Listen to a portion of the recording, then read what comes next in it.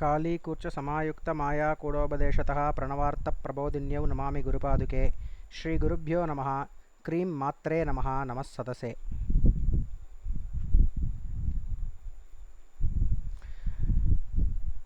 Namaste to one and all. Good afternoon. So today there have been some comments on the video by one person called the Kailashi. I do not know who he is. Maybe he does not want to reveal himself. But these are very, very valid points exposing Nithyananda. So I am going to read out these points and give my views on the same. And some of the links of the videos which I have posted, this is a tribute to him. He must be a long-term Nithyananda associate and a long-term Nithyananda victim. And this is what he writes. I have lived with Nithyananda for the past 15 years. He is no avatar, not God, not Paramahamsa, not Maha Mandaleshwarar, not bhagvan, not His Divine Holiness, not Meenakshi, not Perumal. None of these that he claims to be is true. So the first point, since small, Nithyananda wanted to be enlightened, but the fast way. He claims that he had two enlightened people, Raghupati Yogi and Kuppamal trained him. It is bullshit, they are not even enlightened. This is the first point. On this note, I would like to add a few more things. First thing is, he does not only wanted to get enlightened, he was brought up in an atmosphere wherein enlightenment and spirituality are very good saleable commodities. He is from the Nirvani area, wherein, as I told you in the previous videos, there are some ashrams which are targeting three sets of people. One is rich people who do not want to stand in a queue in a temple. They want fast darshan, they want quick spirituality because they have money. NRIs, non-residential Indians, who have already lost their roots and they are searching for the roots. So anything that is better than the existing spirituality in India will sell to them. And then gullible Westerners who are ready to embrace anything in the name of spirituality, provided it is coming from a convincible source. If the source is able to convince them, then they are able to be convinced and they are becoming the victims of this scandal. So this scam. So the problem here is Nithyananda was born and brought up in this community. So whether he wanted enlightenment himself or not is a separate question, but he knew that enlightenment can sell very well, and that is the reason why he claimed himself to be enlightened, and he is doing all these things. That is a starting point. And two people, out of which Kuppamal, he is claiming, Nithyananda is claiming that Kuppamal was an enlightened being and she left her body of her own volition, all these things. But actually what happened when we asked the locals is that Kuppamal was pushed down a flight of stairs by her drunken son. Yes, she had a son, drunken son, and she passed away because of that accident. She is a victim, she is a poor old woman. And there are many old women like this in Tiruvannamala. Tiruvannamala is the land of spirituality, there is no doubt about it. That soil itself is spiritual, there is no doubt about it. But there are so many false enlightened beings, there are so many masters who, whichever person is looking a little bit different, a little bit away from the materialistic life, they are considered as some sort of guru there. Maybe this Kuppamal was one such lady there. That is all there is to it. And as far as Raghupati Yogi is concerned, he was one more person, one more charlatan who lived there on the free food and other things provided by the devotees there. That's all. There is no tradition to them, there is no lineage to any of them. Anything else that Nithyananda claims otherwise is absolutely pulled out of his ass. Then Nithyananda claims that Issaki swamigal taught him Vedas and Bhasya. Issaki is from the nath yogi parampara, prana yogis. This is what he is saying. But as far as I am concerned, Issaki swamigal is not from the nath yogi parampara, but he is from the Saiva Siddhanta tradition, wherein no Vedas, no Bhashya can be taught. And also Vedas and Bhashyas, if Nithyananda knows them, at least some of it will show when he is speaking. And basically he does not know Sanskrit at all to start with. It is very clear from his pronunciation, from the mistakes that he is doing in the pronunciation. And he never gives word for word meaning for anything, any scripture that he is touching. That is the second problem. Because the moment you want to learn Bhashya, for example, I may be taking Tattva Bodha very soon, I will be giving word for word meaning. That is how you will be taught a particular text in Sanskrit through the traditional means, and if he has been taught in this manner, that is how he will be speaking. It is clearly evident that he was never taught any scriptures in his young age at all by issaki, swamigal or whoever. No scriptures in his young age. That much is clear. Another very big lie by Nithyananda. Then he bribed the yogis at Nirvani Akadah 1 million to each to reach the Maha Mandaleshwarar title. Now they have pulled it back. This is also true. And Maha Mandaleshwarar trust, as I told you, Maha Mandaleshwar, the administrative committee, they can be corrupt. I am not saying no, because they also need money, they are also human beings. I am not saying no, but the sannyasis, the wandering monks of the Akadah, never accepted Nithyananda. Not even one Danda Samarpana happened during the Kumbh Mela, as I told before. So that in itself is invalidation of the title of Maha Mandaleshwar for Nithyananda. Then Nithyananda used to admire Osho very much. He reads his books and always aspired to become like him one day. Hence he became one today. Even if you see his escape plan, he followed crook fellow Osho completely. He flew to another extradition country and followed completely, created another Oregon Rajneeshpuram where he can have wild sex. I would like to differ from this point on different notes. I am not saying the entire point is wrong. Actually, there is proof available that he has worshipped the photo of Osho when he was a young fellow. Okay, there is proof available. So basically Osho cannot be explained in black and white terms. Let me make that very clear. Osho is a very complex person. He cannot be explained in black and white terms. One thing that we all need to agree is that Osho is extremely intelligent. His intelligence is beyond human capability. There is no doubt about it. And second thing, he was a absolutely honest individual. If he is having sex, if he is promoting sex inside the ashrams, he is having his practices, he will be open about it. And if he is taking a scripture, he will make sure that he studies the scripture with the traditional meaning. This is very, very evident from the books that he has written. It is, not the books he has written, from his speeches books have been created. It is very, very evident that he knows his stuff. So that much we will agree with Osho. On the other hand, whether or not sex will lead to enlightenment is a very complex question. In order to answer that question, we need to understand that anything can lead to enlightenment if it is done with a certain amount of awareness. But more than one partner is actually not allowed in this tradition. Okay, some idiot may come and speak about, Muruga is having 2 wives, Perumal is having 2 wives, all these things people may say. But actually they are not physical bodies, so there is no physical relationship there, and you and I are not Muruga and Perumal. Even if you are worshipping Muruga, you are not Muruga in the physical sense. If you are able to absolutely be Muruga, then you can be however you want to. But what is the proof of that? You are only in your inner self, your inner experience. Because you are not going to do miracles like, having 6 faces or something like that. If you are able to manifest 6 faces and 12 hands inside the laboratory conditions, inside perfectly testable scientific conditions, anatomically, physiologically, if you are able to do that, then go and get married to 2 wives. I will not say no. I will not say no. If you are unable to do that physically, then don't bring this relationship on the physical level either. This is my answer to that. And also, sex can be liberating, but it is a very, very dangerous path. Why do you want to take it lower when possibility is here higher? When intellectual process is available, when pranic process is available, when visible process is available, when audio, that is japa process, is available, why do you want to take it all the way down to your dash? When everything is available here, that is Shravanam, Mananam, Nidityasanam, Kirtanam, all these things can be done over here, Anusandanam, all these things can be done over here, why do you want to take it to some place where you are shitting and peeing? That is my question. So that is the point about Osho. And one more thing, as far as Rajneeshpuram and other scandals are concerned, as my judgment is this: Osho was used by Ma Sheela and others for making money. So many things were out of control of Osho's hands, whatever happened inside the organization, because he was a very old person, and physically, medically, he was not well for a very, very long time.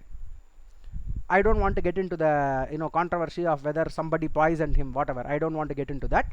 But we know for a fact that he was not well for a very long time. So unlike Nithyananda, Osho was not controlling everything in his ashram, and he created so many enemies outside.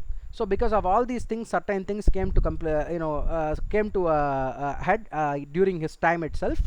And finally he secluded. Actually, this comparison, instead of this comparison, I will compare Nithyananda to Jim Jones, who was completely in control of everything in his organization. From the start to end, he was a fake guru. From the start to end, he did not study Bible properly, but he always quoted wrongly from the Bible. So many theologians were saying whatever the People's Temple is saying is wrong. And later he involved himself in sex scandal, with himself as the only benefactor of the sex scandals. You need to understand this. That is, as far as Osho is concerned, I'm sorry, something got into my eyes. Kumkum. Okay. So as far as Osho is concerned, he never said you cannot have sex with everybody, you only have to have with me. But Nithyananda is claiming that. So that is also a key difference between Osho and Nithyananda. And then Ranjita knows everything about Nithyananda. Ever since Aarti Rao filmed them out of jealousy having sex, this one I don't want to agree with. Whether out of jealousy or really wanted to do this thing, I don't know. Okay, so having sex, Ranjita had nowhere to go. She can't go back to the world. Nobody will accept her, especially when she is a C-class celebrity, literally unknown in South India. This one also, I don't think he is having the right information. She tried starting her life again and failed. So she came back to Nithyananda and he made her a sannyasi. Ever since, Ranjita knows of all Nithyananda's escapades with the ashram sannyasi in Bidadi, but she keeps quiet. In return, Nithyananda allows Ranjita to control his finances. 100% of what Ma Ananda Sheela did at Rajneeshpuram, Oregon. This is being copied by Nithyananda here in Ecuador Island, Kailasha. Now, two things here I want to make clear, because these comments are getting a little bit viral in our community. So I don't want everything here in the comments to be accepted, because 100% it is not fact word by word. Much of this is personal opinion. For example, Aarti Rao taking the video out of jealousy. I don't know whether it is out of jealousy or she wanted to expose because she became a victim. That is her statement. I will only value that. That being said, this one, Ranjita knows about all his escapades. I really don't know whether that is true or whether she is also a victim. I don't know. So this is the information on that. And again, comparison to between Kailasha, Ecuador and Rajneeshpuram. Rajneeshpuram is not an isolated community. It was an isolated community. There were armed guards posted inside. The peacekeeping force was there, but still it is not a hidey hole like what he is doing right now. This is a hidey hole situation like this one, Jim Jones situation. I think that will be a much better comparison than Osho. I am not supporting Osho. I am not saying Osho has this one 100% spirituality, nothing like that. I am only saying Nithyananda cannot be directly compared to Osho because of two reasons. One is he is at a different level intellectually. First point. Second point is he is not at this much of a controlling level as Nithyananda. He was used, and he made so many outrageous statements. I am not saying no, but still within his intellectual process he was honest to himself, and he was honest about what he is doing. Both of these qualities are absent in Nithyananda. Then yeah, so now everybody knows where Nithyananda copied the titles Ma Ananda and Sri Ananda.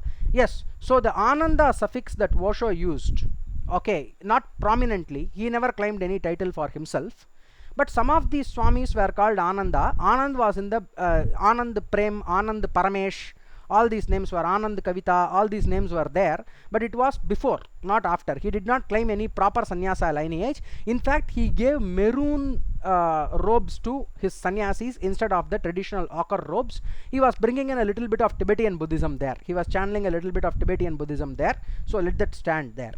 Now, so seventh point. So now everyone knows, yeah, that is over. 8th point, Satya Sai Baba coronated Nithyananda as avatar. Bullshit. Ask Nithyananda to declare it in front of Sai Baba's foundation. He might start to pee in his underwear. So here, as far as Sai Baba case is concerned, it seems that he was one person was sent from Sai Baba's ashram. He has made a clear statement about this. I don't know I forgot the name of the person.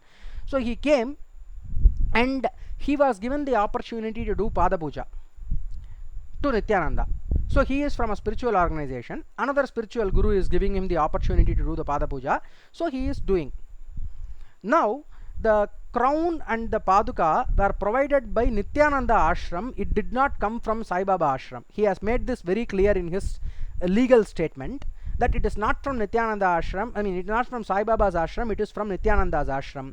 And he also said no sort of information was ever available. Sai Baba did not even know that this fellow existed. Full stop. So that is the addition on that. Then, if you believe Nithyananda's body is glowing, his face is glowing, stop it. He is using most extensive Ayurvedic products to bathe, wash his face, consume. So why wouldn't it glow? So here the thing is, Sarah has also clearly explained his makeup process and other things, the ingredients, even the this thing that he is using. And here he is saying, Mr. Kailashi is saying, Mr. or Mrs. Kailashi or Miss Kailashi is saying Ayurvedic product. But actually I think it is even more artificial, harmful to animals, and chemicals involved there. So that kind of makeup product is what Sarah has commented once. I don't know which comment is that. If I am able to get that, I will read that out for you. So Sarah is clearly saying that he is using the common makeup products that everybody uses, and that is how the glow is happening. So 10th point, remember, his very temple is a failure. Shaivites pray to Shivalinga as an embodiment, of Lord Shiva. But idiot Nithyananda has consecrated his idol with Mother Parvati. Has anyone seen the idol of Shiva and Parvati in any temples in India? Bullshit, right? This is the question that he is asking. I will answer this very, very clearly. The Shivalinga itself is Brahma, Vishnu, Rudra Swarupa. All the three forms are there. The Trinity is there in Shivalinga. And also the Avudayar portion, the lower portion of the Shivalinga, is Ambal. There is no doubt about it. But the worship of Shiva in a Murti form, that is with face, head, everything, that one is famous in North India, not in South India. And Shiva and Parvati together are available in North India. There is no doubt about it. But the problem here is, even this Ambal as well as Dakshina Kali over there, all of these, Dakshina Kali over here, you can see Shiva, you can see Kali here. So all these forms are form worship, Uruva worship. That is, there are three forms to Shiva. Aruvam, Uruvam, Aruuruvam is what we call it in Tamil. That is, he is without form, he is with form, and he is with form and formlessness together, which is the Linga form. You cannot say it is a form, you also cannot say it is not a form. But what Nithyananda has done here with Anandeshwara and Anandeshwari is his idol and Ranjita's idol. That's all. His idol and Ranjita's idol is what he is installed there. That cannot be found anywhere in India, because no other temple in India, no other persons or people other than his brainwashed fools will be able to accept him as God, or will be able to accept Ranjita as goddess. So that is my answer to that. For the record, 11th point, for the record, he never did Parivarajaka or wandering monk. That was a total lie. His family sent him to Calcutta Ramakrishna Mutt since he wanted to be a sannyasi. Upon reaching there, he couldn't do much because the queue to become sannyasi was just too long. I would like to take difference here. I'll explain later. It takes approximately 15 to 20 years to attain Purna Sannyas. Nithyananda couldn't wait. Furthermore, there were guys whom were 100% better than him, all rounded both in Veda and Yoga. So he couldn't boast much about himself over there. Can anyone find a record in Ramakrishna Mutt that he was a super scholar? Has he won any recognition that he was a super sannyasi? Nothing. How come you guys missed that part? He was just a normal guy with the others, nothing special. So since sannyas is a long journey there, Nithyananda couldn't wait. He wanted sannyasa right now. So he ran away from Ramakrishna Mutt. After running away, he found it to be difficult, no food, no shelter. So he planned to return home. He visited a few places of importance, and you call that as Parivrajika. Bullshit. Later on, he returned back to Tiruvannamalai. Okay, let us stop here. This is a huge point, so I will explain this further before I go further. First of all, Ramakrishna Mutt is an organization which will take you in only as a chela. That is, you have to attend the classes outside, from outside. Then you have to do service there as a volunteer. You have to keep your job outside, and you have to do part-time service. Then full-time service, little bit of salary will be there, like taking care of the cash counter or something like that. That is allowed if you are a special case. So after that, strict brahmacharya process will be there for at least 6 to 7 years. After that, you will be given name and then sannyasa diksha. So as he said, one thing he got it correctly here is 15 to 20 years to attain Purna Sannyas. That is correct. But Nithyananda couldn't wait. Not only that, Nithyananda was not even qualified to be a brahmachari inside the Ramakrishna Mutt. I will not go very deep into the detail because it is very, very vulgar. He did certain things there and he was kicked out. That much is clear. He was never a super scholar, he was never a super sannyasi. If Nithyananda is claiming any of these things, I will slipper him because I know the quality of the scholars inside Ramakrishna Mutt. That is the place which turned out Swami Gambhirananda, that is the place which turned out Swami Gautamananda, Swami Tejomayananda, beautiful commentators on many, many, many bhashyas. Beautiful translations and beautiful commentaries on Gita, Upanishads and the Veda. Nithyananda is not even worth to look at those people. He is not even worth to look at the people who have studied those books. So, he returned back to Tiruvannamalai. He is not even a sannyasi, but he wore orange robes and returned back. Even his family knew that he did not complete his Ramakrishna journey. And about the Parivarajaka, about the Parivarajaka is a state wherein you should not say your name, you have to wander all over the place. And exactly the time that Nithyananda is claiming to have wandered India is the time where he was doing his diploma in mechanical engineering in that polytechnic college. Proofs have been already published by Lokaguna and others in their channel, in Gurudroha channel. I suppose the proof is there. You can go and watch that video. I will try to get that link also in the description. If not possible, you can go and look it up. It is very much available. Then yes, later on, he is not even a sannyasi or orange robes. Yes, his family knew that he did not, even his family knew that he didn't complete his Ramakrishna Mutt journey. Tiruvannamalai is famed for learned scholars like Ramana Maharshi and many others. Can Nithyananda and go and impress the crowd over there? Certainly not. He knew he couldn't find a crowd that will please him, that will be pleased by him. So he left towards Salem, where a few Chettiar families met him and took healings from him. During the short period of roaming out, before returning home, Nithyananda would have met a few yogis. He would have naturally asked for initiations. Those initiations are Shaktipads mostly, and it can be passed on from one to another. Any energy can do healing for a person, hence Nithyananda claimed he has healing energy. Here, the point is, let us understand what is Shaktipad. Shaktipad is an energy package. That is, if you can read somebody's mind through certain practices, that is a Shaktipad. So you can give the mantra for that, you can give the practices for that. Let us say for 2 months or 3 months, you can stay with somebody, you can get that Shaktipad. If you are humble enough, if you are requesting sufficiently, they can give it to you. Some people even sell it for money, that is different. So you can go and attain these kinds of siddhis, which has got nothing to do with enlightenment. Let me make that very clear. You can attain these kinds of siddhis from people.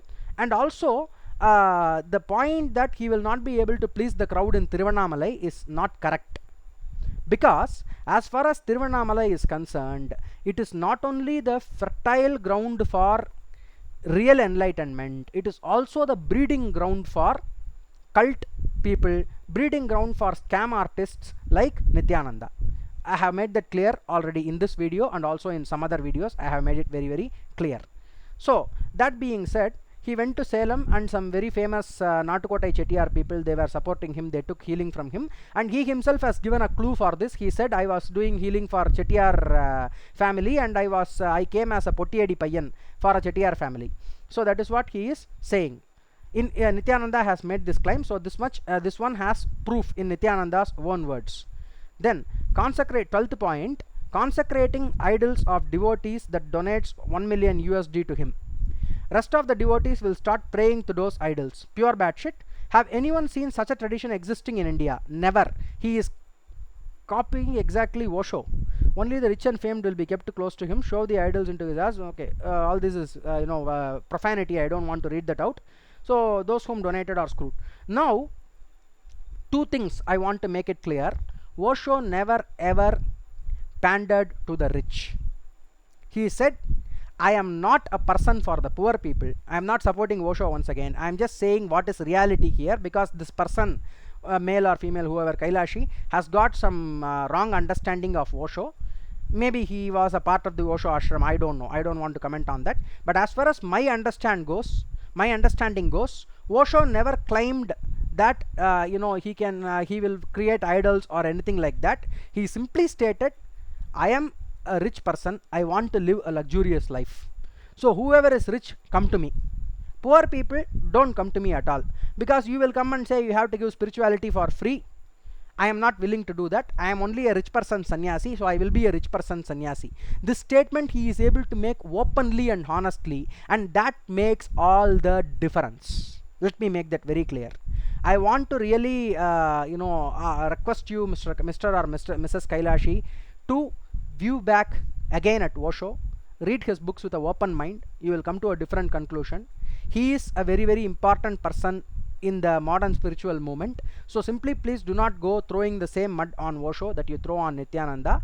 Different kind of allegations can be made about him. I am not saying no. I am not saying he is 100% enlightened or he is 100% a traditional guru. Nothing like that. But I am saying he is at least acceptable on some levels on which Nithyananda is not acceptable. Even on that level he is not acceptable. So this whole comparison is once again coming. So there is a lot of profanity here. So giving 1 million USD and creating, I think this is the Sarvagnya Pita Yajaman or something. So keeping your idol is something which is not at all acceptable in our tradition. Sannyasis, there are representations of sannyasis, okay, but mostly they will be only after their death. After they have passed away, there will be statues made for some gurus. For example, in the Madhva Sampradaya, you have this tradition of the sculpture of the Brindavan, wherein the form of the guru will be kept. That too will be very, very abstract. It will not be very, very clear. So that tradition is there for enlightened beings. For the kings, no tradition is there. For legal purposes, some of the Nayakar kings' statues are kept in some places. That is all there is to it. For example, you will find Tirumala Nayakar and you will find Vijayaranga Sokanadhar idols in Srirangam, in Tirupati, all these places it will be there. That is kept for legal dispute reasons, and all the Sila Shasanam or all the inscriptions that are made about the kings are legal documents of those days. It is to make sure that the claim is being followed. For example, if a rich person is giving, let us say, 5 acres of land to a temple, the temple is not going to sell that land. Whatever harvest is coming from that land will go to the temple. So tomorrow the son is coming and saying, no, I am not going to accept this. My father said something, I will not follow. I will not give this paddy, or I will not give the harvest. The son should not say this. So in order to do that, the inscriptions were made in stone, so that when the future generations are coming, they will be able to see that and they can understand, okay, our father, our grandfather has given this particular land to this particular temple, so we have to give the harvest only to the temple and we cannot take it home. So this is the only purpose. There are no other idols of any Tamil kings, no other statues of any Tamil kings. We cannot even say idol, because idol means something different. Consecrated.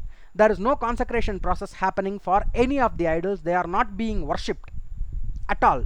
In any temple they are not being worshipped. Only the idols of enlightened beings after their death, after they have left their body, is possible. And nothing else is possible in this culture. Any claim to the contrary is a bastardization of this culture. It is a corruption of this culture for making money. Then the 13th point, okay, we will go to the 13th point in the next video. So I have completed 12 points from Mr. or Miss or Mrs. Kailashi, whoever that is. that person is not willing to come out. I have already requested them to speak to me. That person has not contacted me. Well and good, no problems. But the valid input that they have given, I am going to read out more in the upcoming videos. This will be a separate section on comments of the Kailashi exposing Nithyananda, 100 facts about Nithyananda. So that being said, we will close this video. तच्चं योरा वृणीमहे गातुं यज्ञाय गातुं यज्ञपतये दैवी स्वस्तिरस्तुनः स्वस्तिर्मानुषेभ्यः ऊर्ध्वं जिगातु भेषजं शन्नो अस्तु द्विपते ए संचतुष्पते. ॐ शान्तिः शान्तिः शान्तिः.